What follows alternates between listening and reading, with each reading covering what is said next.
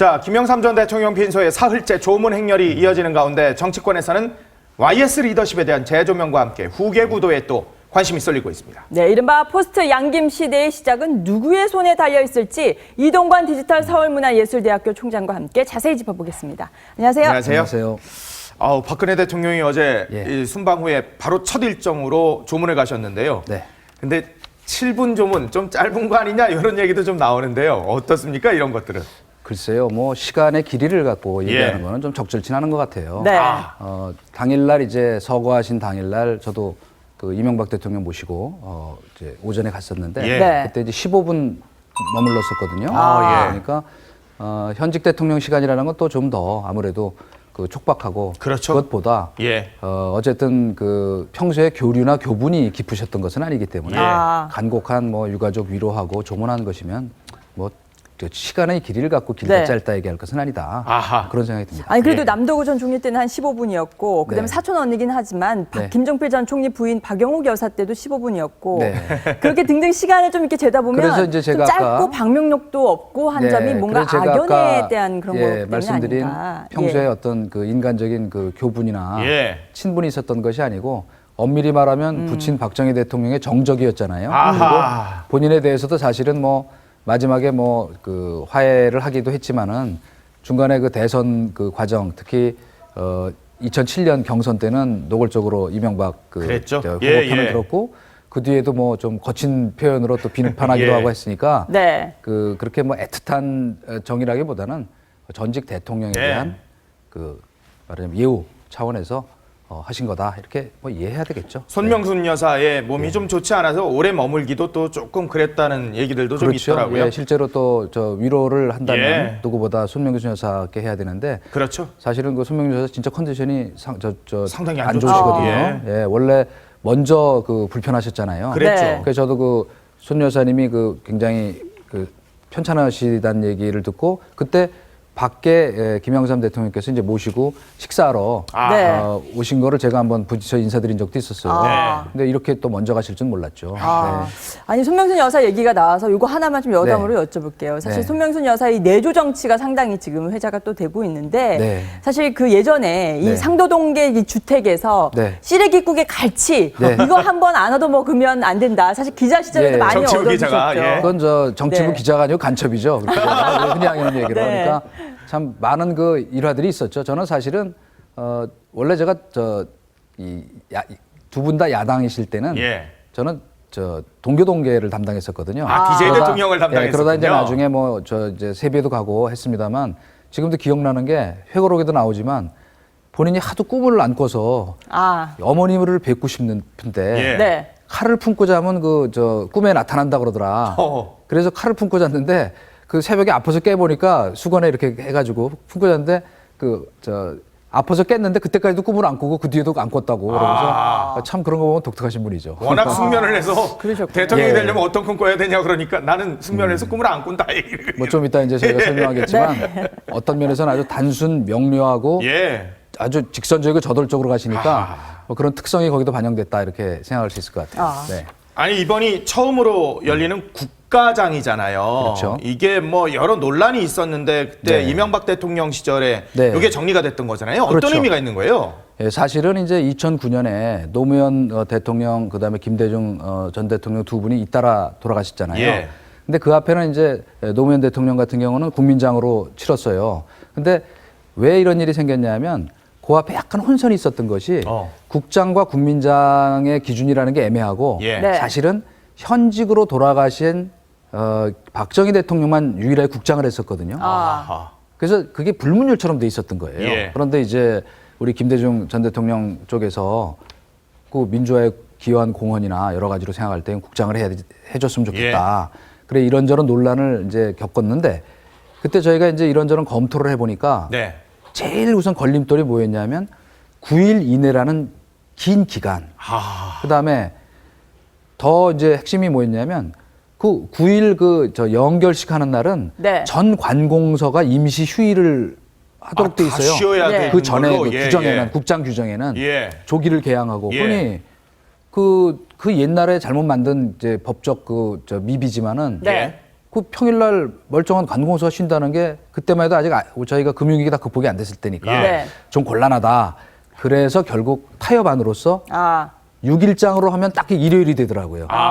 그래서 이제 국장으로 모시는 걸로 하고 이제 그거는 이제 흔쾌히 수용을 했는데 문제는 뭐냐면 외국예를 보니까 그 영어로 스테이트 퓨너럴이라 그러죠. 네. 그러니까 우리는 지금은 국가장입니다. 예. 그거로 통일돼 있지 이렇게 뭐 국장, 국민장, 뭐 사회장 이렇게 돼 있지는 않아요. 그래서 그러면 차제에 예. 아예 국가장으로 그걸 통합하자. 아하. 그래서 2011년에 이제 개정을 했던 것이고 그 첫 적용을 이제 우리 김영삼 김영삼 전 대통령이. 대통령께서 하시게 된 거죠. 이것이 합리적인 방향이에요. 그 전에는 조금 하여튼 이제 시의에 맞지 않았던 것 같아요. 네. 아니 청와대 출입 기자를 오래 하시면서 또 네. 김영삼 전 대통령을 좀 가까이서 또 보셨는데, 네. 자 97년도에 탈당 네. 이걸 또 처음으로 그때 당시에 보도하셨죠? 예. 이 기사네, 이 기사. 이게 원래 이 언론인 출신들이 자기 옛날 얘기를 할 때 이게 다 무용담이 되게 돼 있으니까 네. 조금 미식미식하시더라도 이해해 주시고. 그러니까 이분의 이제 인간적 면모를 제가 알리려고 하는 네. 것인데 예. 바로 요 사진은 뭐냐면 제가 그해 97년 12월에 대선 끝난 뒤에 23일인가 처음 이제 두 분이 회동할 때 예. 제가 그냥 우연히 찍힌 겁니다. 이렇게 풀 기자로 그러네요. 갔다가 뒤에 가운데가 두 분은 제가 수석님이세요? 다 아니까 네. 예. 그때 이제 출입 기자들이 네. 당신이 들어가라고 그래갖고 계속 제가 이 양김 회동할 때 예.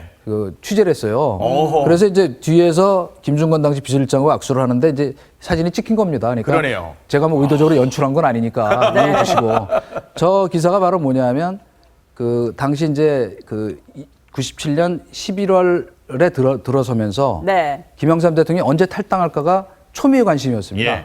그래서 이제 제가 이제 이런저런 취재를 해보니까 그 앞에 바로 영삼 마스코트 사건이라는 것도 있었잖아요. 탈당을 요구하고 예. 유해창 후보 쪽에서 그다음에 김영삼 대통령 마스코트 경북 포항 대회에서 이제 두드린 사건이 예. 나니까 네.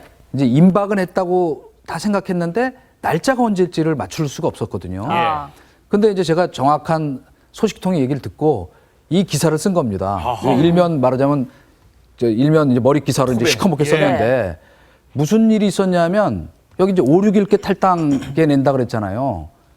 근데 이 기사를 딱 일요일 날 썼는데 월요일 아침에 네. 김종필 당시 이 자민련 총재하고 예. 아침 조찬을 하시다가 뭐 탈당하신다면서 이렇게 물어보니까 김영삼 대통령께서 나 탈당 안 합니다 이래버린 거예요. 그러니 한번 입장을 바꿔놓고 생각해 보세요. 제가 일주일 동안 완전 오보를 거의 쓰셨던 거 아니에요? 당시에는, 대형 오보를 그렇죠? 냈는데 네. 거의 진짜 잠이 안 오더라고요. 그렇죠. 그런데 이제 7일 날 탈당계를 내셨어요. 아이고. 5, 6일은 아니고. 그러면서 제가 이제 얘기하고 싶은 게 이건데 예. 얼마나 이분이 재밌는 분이냐면 예. 그 김기수 비서실장한테 네. 비서실장한테 물어보시더래요. 아 참 그 동아일보에 그 며칠 날 탈당한다고 나왔지? 그래서 5, 6일 날 탈당한다 그랬습니다. 그랬더니 하루 틀렸지 이러시더라는 거예요. 그러니까 예. 그런 에피소드가 뭐냐면 뭐 제 자랑도 겸한 거지만은 네. 그만큼 아주 그렇게 인간적 면모가 참 많으신 분이고 하나 그냥 간단히 더 얘기 나온 게 소개를 드리면은 제가 홍보수석으로 일하던 2010년 네. 4월에 이제 천안함 폭침 사건 직후에 네. 전두환 대통령하고 두 분을 모셨어요. 근데 이제 예. 두 분이 원래 같은 자리에 안 가시잖아요. 사이가 그렇죠. 나쁘시기 그렇죠. 때문에. 네. 그랬는데 그때는 모처럼 국가 위기니까 좋다. 그래서 와가지고 이제 화해 건배도 하시고. 네. 근데 이제 김영삼 대통령이 이제 나가시는 길에 이제 배웅을 하려고 먼저 나가셨어요. 예. 그래서 배웅하는 길에 저도 따라 나가서 이제 인사를 드렸더니 김규 실장이 그 청와대 그때 출입하던 우리 이동관 수석이라고 그러니까 내가 예. 잘 알지 그러더니 이명박 대통령 앞에서 네. 계신데 거참 요새 이동관 수석 홍보 잘하더구만 이렇게 칭찬하더라고요. 그러니까 저는 뭐 민망하기도 했지만 예. 그 순발력과 센스 네. 참 그런 것들은 아니 근데 그때 예. 당시에 또 직구로 좀 날리셨던 게 네, 전두환이는 왜 불렀노 뭐 죽어도 국립묘지 못 간다 뭐 이런 얘기를 하셔가지고 사실 예. 좀 완전 대놓고 그냥 좀 아니 근데 직접적으로 그거는 말씀하신 사실은 것도 있었어요. 아침에 저도 기사를 네. 봤는데 조금 왜곡된 겁니다. 그러니까 물론 이제 사적으로는 다른 채널로 이렇게 얘기했는지 네. 하셨는지 모르나 그날 오셔서는 상당히 정말 화기애애한 분위기도 연출하셨고 더 중요한 거는 이제 기분이 좋으시니까 우리 네. 전두환 대통령께서 예. 이건 사실 제가 밝히면 안 되는 비사인지 모르겠는데 여기 와인 좀 더 가져오라고. 왜냐하면 김영삼 대통령은 원래 술 이제 잘 안 드시잖아요. 예. 또 기독교 포도주 뭐 저것도 한 있으시고. 잔 정도 뭐 요 정도 그래서 드시고. 이제 몇 잔 아. 더 드셨어요. 그래서 예. 약간 좀 취기가 있으셨다고요. 우리 전두환 대통령께서. 연세도 있고 그러시니까. 예. 그래서 사실은 김영삼 대통령께서 먼저 가신 겁니다. 그러나 그 현장의 분위기는 아주 화기애애하고 그다음에 이제 뭐 김영삼 대통령 같으신 경우는 이거 주적 개념 부활해야 된다. 네. 그런 얘기 하셨고 우리 전두환 대통령 같으신 경우는 아예 미리 본인이 발언하실 요지를 3장 정도에다가 적어 오셨군요. 해서 저를 미리 주시더라고요. 그 비서를 통해서. 네. 그러면서 이제 그때 뭐 제주 앞에 그 공해 예. 항행 못하게 해야 한다든가 개성공단 철수해야 한다든가 하는 얘기들을 하시면서 아주 그리고 또 두 분도 그 다른 때하고는 달리 아주 기분이 좋으셨어요. 왜냐하면 사실은 두 분 다 이명박 대통령께서 그때 후보 경선할 때 네. 사실은 지지를 하셨거든요. 예. 그러니까 기분이 여러모로 좋으셨기 때문에 그거는 뭐 아마 그냥 이렇게 공식 기록에 제가 아는 범위 안에서 그런 얘기가 없습니다. 그렇군요. 그러니까 이건 예, 좀 와전됐다까 네. 좀 과장됐다까. 김영삼 전 대통령하고 YS 네. 이 정치적 관계 정말 네. 이거 동지인지 아니면은 네. 적대 관계인지 그리고 한번 어떻게 넘겨봐 됐는지 주시죠. 예. 그래서 이제 언론에서는 그거를 협력적 경쟁이다 예. 이렇게 얘기하니까 참 표현이 부드러운데 사실 정치적으로 얘기하면 적대적 공생이죠. 왜냐하면 서로 대립하고 대치하면서 필요할 때는 또 힘을 합치는. 예. 그런데 이제 결론부터 얘기하면 역대 전적은 몇 대 뭐 몇인가요? 2승 1무 1패라고 네. 하는데 엄밀히 말하면 2승 2패가 저는 맞다. 아유 완전히 예. 무승부군요. 오늘 아침에 그 김대중 칼럼에서도 김대중 칼럼에 예. 쓰신 것 사실은 저는 전적으로 동감인데 네. 예. 그 이제 과정을 이제 좀 이따가 한번 같이 보죠. 왜 2승 2패였나? 네. 예. 우선 이제 두 분 차이는 뭐 다 잘 알고 있으니까 감의 정치, 논리의 정치 그리고 뭐 대표적인 그 말씀이 서생의 문제의식과 상인의 현실 감각이 있어야 한다. 예. 대도모문이죠. 그러니까 뭐 번역을 뭐 그렇게 했다고요? 고속도로엔 톨게이트가 없다? 박진 의원님 아주 그 센스 있는 저걸 네. 하셨는데 미괄식 두괄식이에요. 뭐냐면 우리 김영삼 대통령은 결론부터 딱 정해놓고 예. 직선으로 저돌적으로 밀고 가는 스타일이시고 우리 김대중 대통령은 다 모든 변수를 검토해서 마지막에 결론을 내시는데 그런 의미에서 보면 그 이 밑에 가신들을 컨트롤하는 방법도 김대중 대통령은 다 직접 개별적으로 관할하시거든요. 예. 지시도 직접 내리고 YS 우리 김영삼 대통령 같은 경우는 프랜차이즈 스타일이다. 자율권을 그러고 보니까 주는군요. 그렇죠.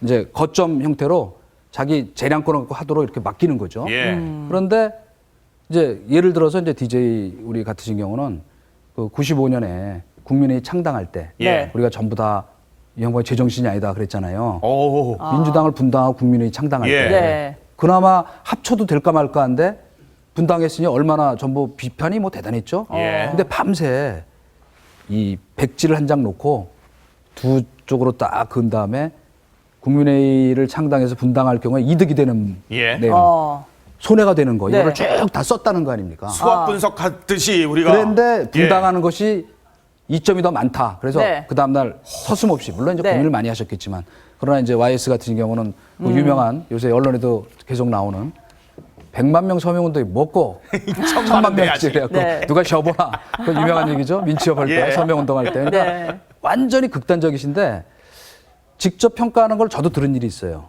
우리 그 김대중 대통령께서도 이러시더라고요. 그 92년 대통령 선거 때 이제 부산을 내려가서 기자들하고 이렇게 환담하시면서 참 그 YS가 대단하긴 대단한 사람이라고 그러면서 이제 전제는 뭐냐면 YS는 내가 없었으면 지금 그 자리에 갈 수가 없다 이 자리에. 그러면서 이제 79년 그 신민당 전당대회 때 본인이 이제 지지해줘서 총재가 된 얘기를 예. 하시는데 그러면서 이러시더라고요. 근데 그 양반 그 사람 말이야. 장애물이 있으면은 우리는 보통 이걸 피해 가는데 네. 그걸 뛰어넘는 사람이라고. 참 그러면서 감탄을 하더라고요. 그러면서 이제 물론 이제 나 덕분에 오늘이 있었으니까 참 나보다 한 수 아래다라는 걸 전제를 한 거지만 그렇고 여기야 뭐 네. 나중에 이제 또 뭐 독재자 저 얘기도 하시고 또 예. 뭐 저 거짓말 숨만 쉬면 거짓말한다고 비난도 하셨지만 서로 인정을 네. 하시는 사이죠. 그렇군요. 정말로. 네. 생전에 이렇게 대전을 펼주셨는데 이제 네. 사후에 네. 마지막 양김대전은 도대체 무엇인지 좀 짚어주신다면요. 그렇죠. 저희가 네. 이제 양김의 승부가 두 분이 돌아가셔서 뭐 위에 올라가 바둑 두실 수도 없는 거니까 그렇죠. 네. 뭐 두실지도 모르지만은 아직 안 끝났다고 얘기하는 건 뭐냐면 이념의 지형에선 제가 보기에는 마지막 양김대전에서 그래도 DJ가 좀 더 우위에 계신 것 같아요. 왜냐하면 그래요? 햇볕 정책이나 네. 그 말하자면 정신을 계승해서 이어갈 사람들은 저 진보의 결집도 같은 걸 보면 이제 유리한데 인맥은 압도적으로 그 우리 YS 인맥이 곳곳에 지금 여야에 흩어져서 맞아요. 유리하다. 뭐 네. 난 저 YS에 내가 무슨 그 정치 후계자가 되겠다, 적자다, 막 적자다 이렇게 이런 것은 네. 아니지만 예. 그것만 쭉 봐도요. 앞으로 이 뭐 오우, 사실은 물론 이제 여기 뭐 김무성, 네. 서청원 이런 분들은 다 뭐 우리가 잘 아는 분들이지만 예. 지금 거의 물론 이제 대권주자나 서청원 수장이나 뭐, 대권주자거나 대권주자 급여가 있는 분들만 놓고 봐도 지금 요새 이제 반풍으로 바람을 일으키시는 우리 반기문 총장 같은 경우는 사실은 진짜 잘 몰라서 그렇지 이분은 네. 이제 저기 아닙니까? 늘공이잖아요. 늘상 예. 공무원 하셨던 그렇죠. 분이니까 예. 네. 잘 몰라서 그렇지 사실은 YS 퀴즈라고 얘기해도 과언이 아니에요. 그래요?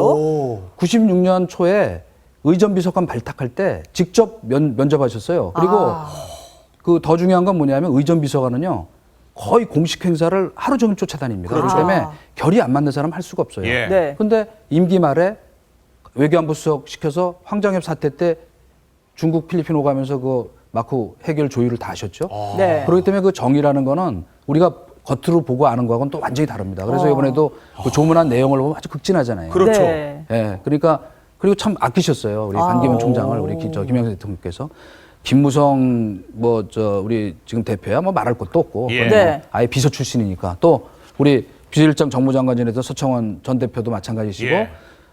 우리 이 두 분은 아예 직접 픽업을 해서 장관 시키고 정기 입문 시켜가지고 이분 보건복지부 장관까지 시켰었잖아요. 손학규 대표하고 그럼요. 김문수 지사하고요. 그럼요. 서강대 교수하실 때 보궐선거에 직접 발탁해가지고 투입하신 거예요.